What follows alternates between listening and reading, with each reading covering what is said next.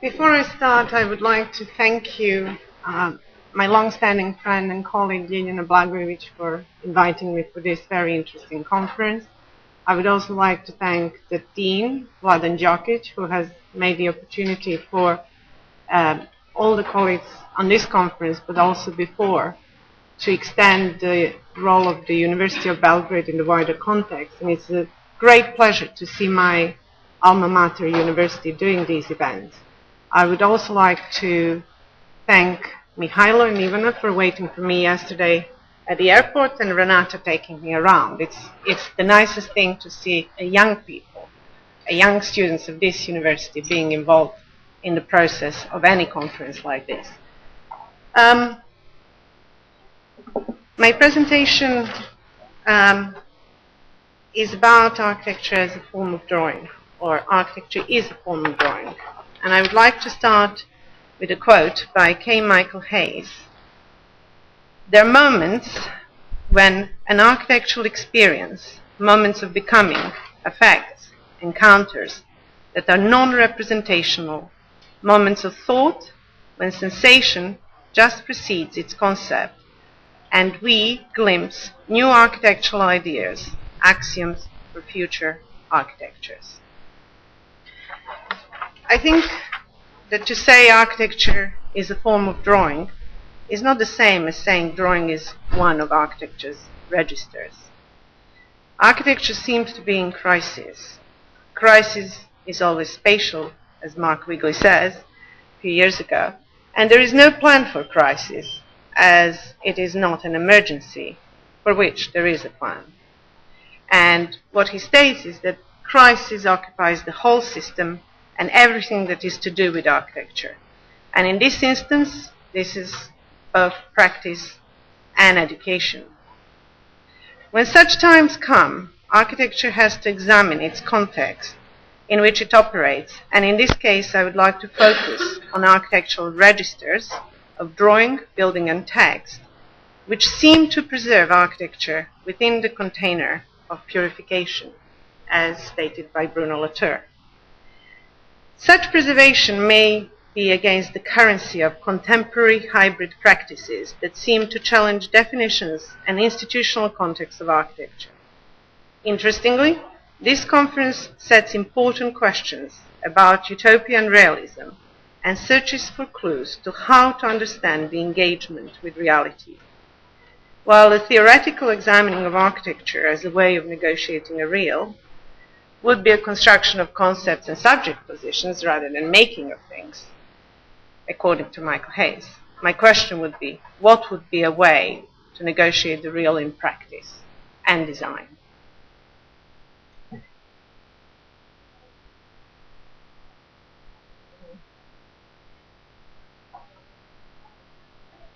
Architecture's three registers, according to Alberti, is drawing, text, and building. So, architecture's safety and purification embodied in Alberti's registers of building, drawing, and text is disturbed. Disturbance to architecture comes from potent life forces and changing conditions that encounter materiality of the world. These material forms have architectural consequences and possess the agency that causes such effects.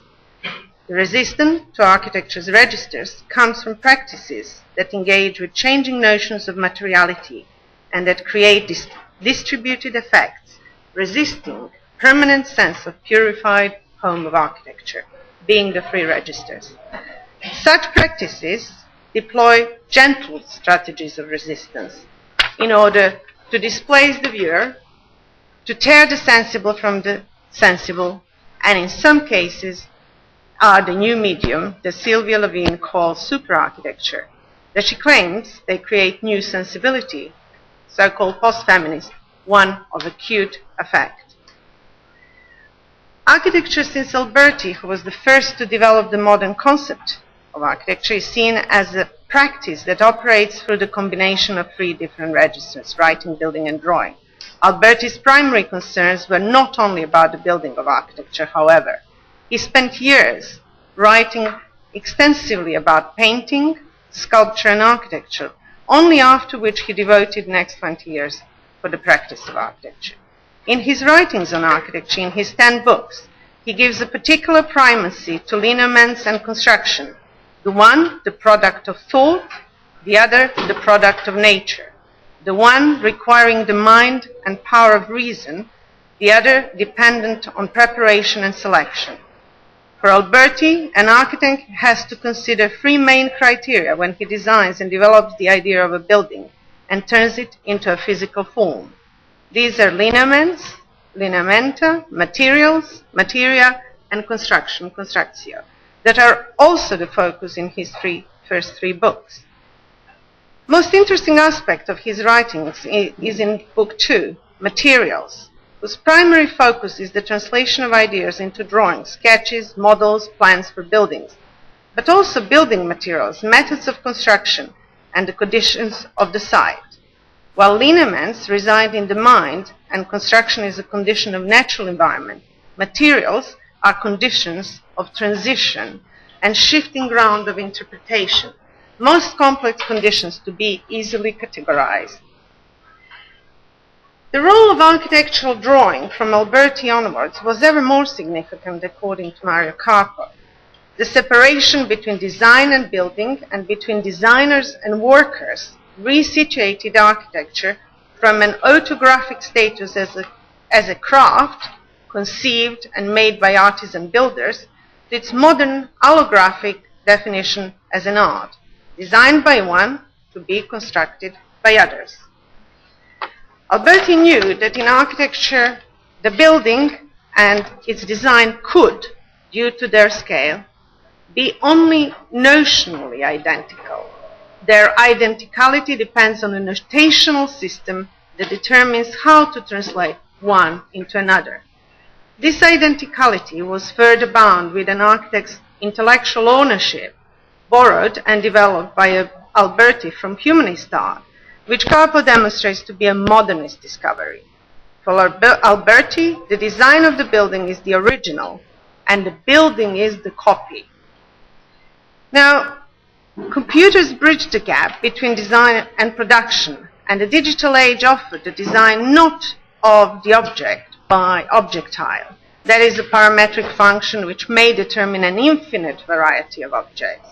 And according to Carpo, digital technologies are defrosting pre-modern notions of artisan practice. And at present, digitally produced art, architecture, and design can be free to float and engage with digital artisanship, narrowing the Albertian divide between conceivers and makers, integrating further actors and agencies in the design and production process.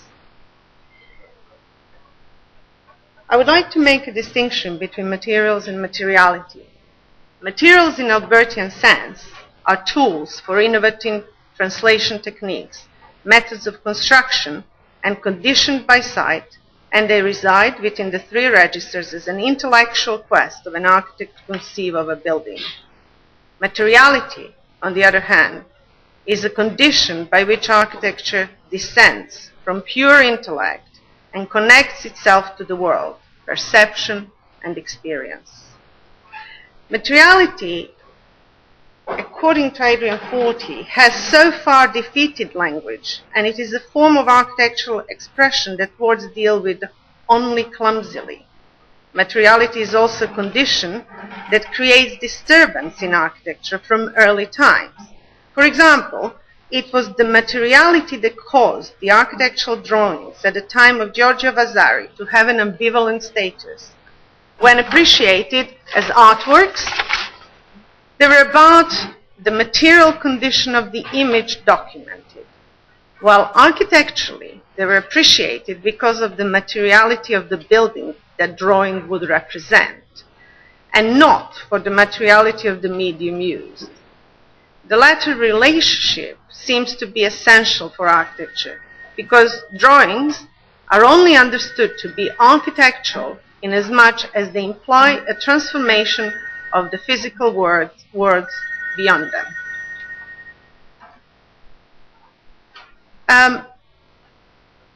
I quite like the interpretation and the argument of the anthropologist Tim Ingold, who argues that architecture's connection to materiality offers new ways of thinking about architecture, unlike the relationship between the lineaments that describe and outline the form and matter of architecture in the past. Current world conditions demand different and more life-centered relationships for architecture. And it was also Deleuze and Guattari who claimed that the essential part of life lies in the relationships between materials and forces. And these, as Ingold puts it, mix and meld with one another in the generation of things. And for him, the practice is always intervening in the field of force and currents of materials. And his wonderful definition, what practitioners are, they're wanderers and wayfarers whose skill lies in their ability to find the grain of the world's becoming and to follow its course while bending it to their evolving purpose. Ingold also claims that the lineaments that Alberti thinks of are quite different from the lines that masons cut from templates or laid with a string, as they are conceived in mind intellectually and in advance of the work on construction. And here, there may be a quite different model of conception of artifices, of which architecture is one, that is based on following the materials and processes rather than products. So, I would like to kind of show the work of Japanese architect Sou Fujimoto. This is his model of the called Inside, for a project called Inside Outside Tree that was presented in Vienna in London as one-to-one installation projects that many architects were doing. The architects make small spaces, that was the title. And the interesting thing about that is that what you're looking at the moment and what Fujimoto actually describes in this project is the void of the tree. The inside and the outside is something that is connected with the nature and the Japanese concept of design, but really the model is not about the branches in the tree, it's about its void. And the final installation project in V&A consisted in various folded plexiglass pieces which are connected with very simple, a sort of clip-on plastics, which was possible also to inhabit the project and look at the way how the inside and the outside of the space are completely intertwined. Further, his obsession as an architect of connecting the inside and outside of a space is explored in his house and it's a house which kind of abandons in some ways the privacy, because the penetration of the projects, and obviously health and safety, God forbid what would be in UK context for this, but it's interesting because parts of the installation project in V&A is fully explored in an architectural context of House Na, and another house, House N, which covers the 290 square meters of the actual space of the plot, and the house itself is only 85, because there are 3 layers to the house, and 3 skins, which only certain layers are closed and the others are open. It's for a couple and their dog. So I think that a major critique to modernist understanding of architecture and its registers that seem to be devoid from materiality, which is embedded in numerous hybrid practices, and I would actually suggest that Fujimoto's practice is one of those that come from Bruno Latour, who regards society being engaged in a constant and somewhat deluded practice of purification, is quite aimed to architecture because architecture could be seen as one of these practices of purification, being imprisoned, inverted commas, by Renaissance registers. And while the world expands materiality through the hybrid character of various practices that cannot be easily cleansed, the demand for new interpretation of architecturally deterministic registers from Alberti that strive to enhance architecture's own status may be imminent at the moment. Architecture has consequences for people, and yet it may appear as if operating within the autonomous registers apart from human agency, while at the same time possessing the agency that causes effects on humans. What seems to matter in today's world is not necessarily the container of purification that architecture may appear to be, but the agents and practices and the relationships between them in which the prime mover of an action becomes a new, distributed and nested set of practices whose sum may be possible to adapt, but only if we respect the mediating role of the actants mobilized in the series. So, Fujimoto's latest project is the Serpentine Pavilion in London, which is, again, following his full investigations into the inside and outside. And based, it could be traced back to the installation project as well.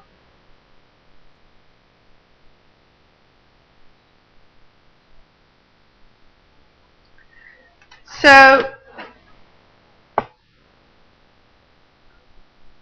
I think that one of the things that I would like to focus now in this other part of the paper is what does it mean to be an architect, an artist, and how does one actually engages with the everyday life and the reality. And the proposition I'm making here, and I'm very grateful to Liliana to give me this opportunity to present this because it is a work in progress, and it's a nice opportunity to present some of this work in progress because in such a relevant kind of questioning of the Utopian Realism conference. I think that for an architect or artist, the world and everyday life is intuitively felt, as there is a human body, and this is a Merleau-Ponty position, when between the seeing and the seen, between the touching and the touch, between one eye and the other, between a hand and a hand, a blending of sort takes place. And I think that's how the practice works. And in the process of this blending, materiality of the world is encountered. And through these repetitive encounters, because there is a continuous kind of production in a practice, there's continuous desire to be satisfied to produce something, there is a spark that is lit between the sensing and the sensible. But somehow, the real somehow escapes. And what is left is the desire to repeat this encounter. And through the repetitive encounters, the real has to be peeled off and made into a kind of what I would like to call thingness. So the touching of the real can happen. And for Merleau-Ponty, the relationship between the sensing and the sensible is a process that is an igniting of some fire, the life of perception. And there is something in the drawing that embraces the ontology and epistemology of external world with a desire to touch the real. And this touching is possible through the line, even that the real is always missed. The real, however, returns and pops up through repetitions, which seems to be screening the trauma of the missed encounter, as Hal Foster would tell us. And here, the line is one such pop that is able to touch the viewer, through duration, vanishing, interweaving, expanding, or mediating the real. The line is contingent on what Merleau-Ponty calls depth, which is not a dimension as such, but an experience of reversibility of dimensions. The way that humans and world become enlaced such that inside and outside are not opposites. And I think Fujimoto's work itself is one such practice which shows us that. Now, this is the artist Anthony McCall, and this work is from his Vertical series, and it's called Between You and I, and it is a projection of very slowly moving animations and time of the lines on the floor. But if you're in that space, and if you watch the people, how they actually occupy and how they move, they never cross the line. They continuously move within the boundaries of that line. And there is a very imagined slow, I don't have a movie of that, but a very slow motion.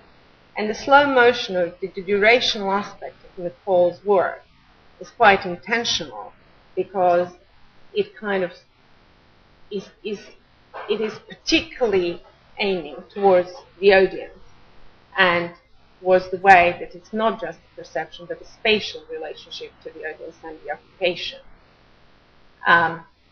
This is another example of his work, which is a horizontal, also Between You and I. This is a project that he hasn't yet built, but it is a project in New Zealand where the silo, the architectural typology of the silo, will be cut in 3 places, and it's his plan where he's looking at the maximum arc of the sun as it moves within a certain degrees, and it shows the position of these wedge-shaped vertical apertures, which in fact there will be a free moment in each day where there will be alignment of the silo apertures to the sun, and which allow 2 blades of light which will last for a certain period of time within this architectural, that is the architecture that will be cut.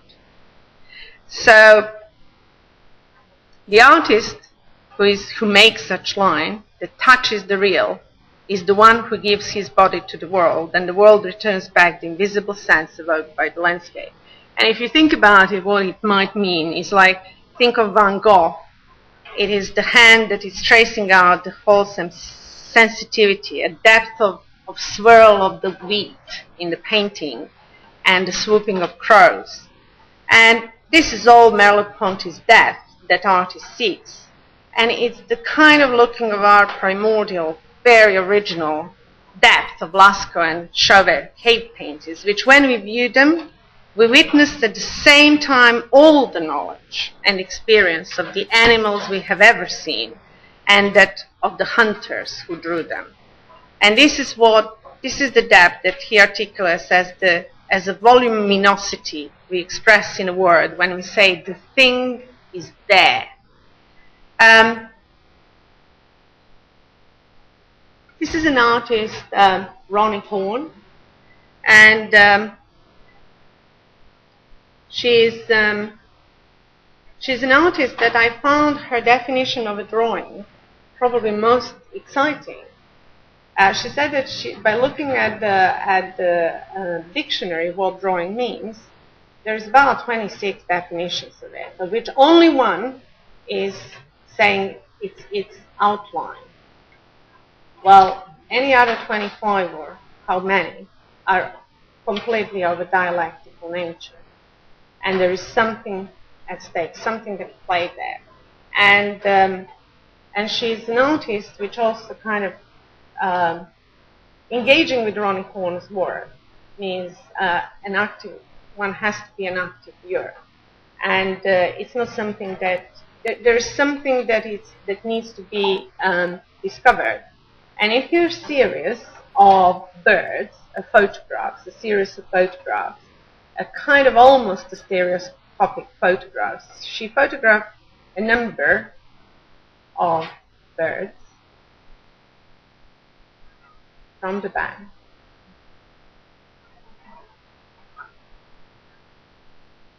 Oops, sorry.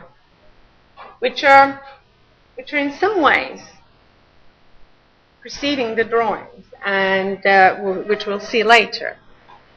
So my question would be, what does it mean to being there, to touching the real, for drawing or for the line? And if we accept our initial premise that architecture is a form of drawing, which occurs in this repetition process of missed encounter with the real, and the drawing is not one register of architecture, but architecture itself, we can open the door, possibly, to the new potential of connecting architecture to the materiality of the world across disciplinary boundaries. And in a way, we need an agent here. And in the same way that we argue that materiality can be an agency for architecture to connect with the world, the agent to enable such connection may be the line, a constitutive element of all visual disciplines, contingent on technology, on materiality, on occupation, on construction. So, another Japanese architect, Juno Ishigami, is one of these hybrid practices that actually crossovers all sorts of disciplinary boundaries. This is the design of the table, which is very long. I'm not sure how many meters, but I think probably 5. And I couldn't find the exact detail, but I know in the description it's very long. But the way he made this table is he had to consult the traditional making of the sword metal making in Japan. Traditional, you know, the samurai kind of, you know, swords, or whatever the word is. And the way that you can get still a sort of flat line of such a long table without sagging in the middle and without additional construction was that the top of the table would be thicker. It will have actually slightly thicker sort of concave effect. But we can't see it because it's such a long table. So what Ishigami was doing, he was solving the building construction problems by making this table. He was engaging in architecture, in my opinion. Another thing that we are looking is, this is his famous Architecture Biennale 2010 installation project, which is entitled Architecture of Air, which is a thread-like structure which actually fell apart at the end of the Biennale, for which he got a golden lion. But his whole kind of need to present the different scales of architecture stems from research of this kind. The scales of architecture are also embedded within a very, very small various vessels and the various ways that he uses them, makes them, and creates them, which then get further translated into the objects, which we can say it's a sort of 3D design, or somebody who is, you know, not an architect to make that, which is called a family of chairs, where the family is represented with a knitted kind of cat on each chair, or the proximity of it. Now, this is his drawing for the Kanagawa Center for Technology, Institute of Technology, his building, which is a relational drawing. And this is the installation project of the Horizon, which also brings together an exploration of how the relationship between the inside and the outside and the horizon line on a different scale of architecture, which is his real interest, could be brought together into a building. Obviously, there is much more to be said about this project and all research that has been done in terms of the new forms of architecture, new organization of the plan. I would like to kind of make a little conclusion that I think that it is the line that is a binding agent of all visual disciplines, and for architecture in particular, an element that through desire pops up into space and that enables the touching, only the touching of the real. And Roni Horn, going back to her, when she talks about her distant double drawings, which we'll see soon, talks about lines. She says, these lines are not lines, they're edges. In other words, it's material and physical reality. They're constructions of space with reasonable analogy to architecture. These are the distant double drawings. And all of these drawings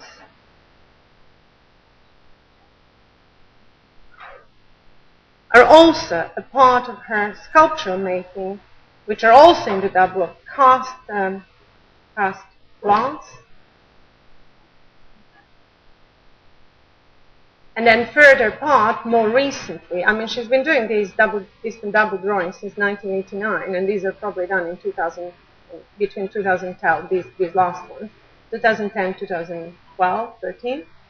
They're starting to kind of split and splinter, and they're cut apart, and then they try to merge, and then they start to be apart again. And I think that what I would like to also say, and go back to K. Michael Hayes' idea of desire, is there is a desire in the constant production and connection and reconnection of signifiers, architectural quanta, the pulsating flows of pure interpretation.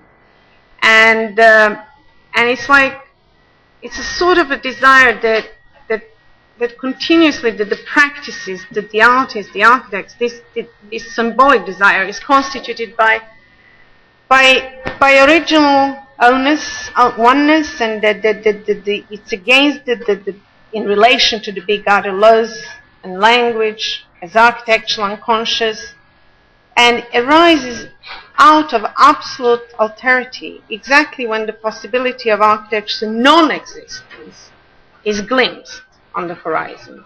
So repetitions are looking for an object and constantly missing that. But we are in this one of these moments, I think, where there are things on the horizon, where there is this problem of architecture non-existence of its own kind of registers, but then suddenly there is a resistance of all these practices which are sort of popping up. And I think Roni Horn's drawings embrace this dialectical intertwining of the real and constructive. And when she cuts two drawings, like these last ones that I've shown, and assembles them into one, what she calls a portrait in the form of two things becoming one, when she photographs the activity of a drawing, presages the photograph through watching and waiting. She doesn't actually have intellectual idea of the drawing, but she also uses the photograph and the drawing is at work.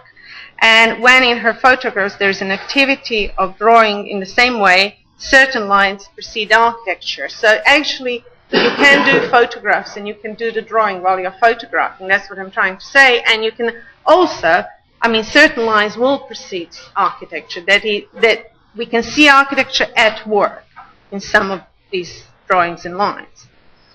And Horn uses language also, and that's another important thing, is that she talks about it like an architect. She talks about to place, which points out to act, to set, to decide. And her production includes drawings to pair, to build, and to dwell. So one of the things is that I think what I would like to conclude with this is that I want to show you some of her drawings close-ups, which are carefully cut and placed and built together into third ones, which then I would like to compare it and ask you and sort of leave you with a question. The one drawing the red lines is Roni Horn, the top on the right is Anthony Nicole, and the bottom on the right is Gina Ishigami. I would like to ask you a question. Which of these drawings represent architecture? Or which of these drawings is architecture? But thank you.